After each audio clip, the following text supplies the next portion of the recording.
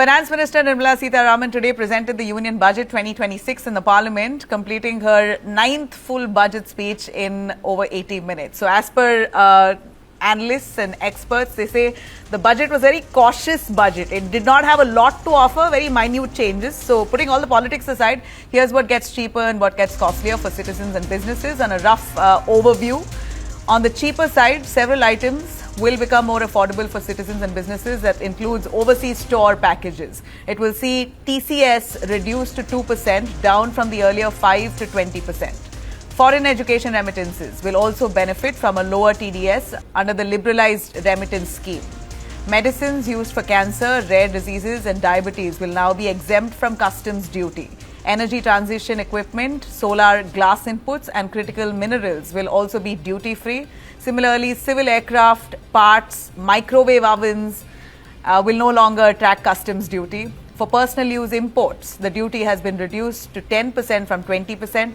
Footwear and leather goods meant for exports will have duty-free inputs.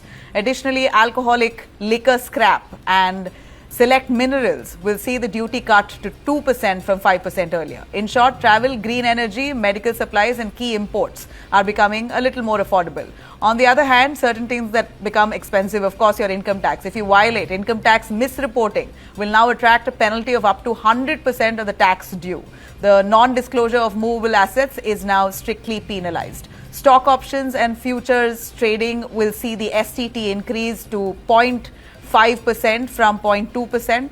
Other items that will get costlier include coal, coffee machines and luxury watches, among the many. Excise duties on cigarettes, BDs, pan masala, gudka have also been revised, making these products a little more expensive.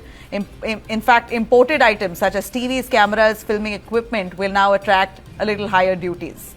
In summary, essentials and green energy items get cheaper. Luxury goods, tobacco and certain imports will get a little more expensive. The budget keeps income tax slabs unchanged but introduces key compliance measures. Revised ITR filing deadline now is March 31st. Staggered filing deadlines and simplified procedures to ease congestion.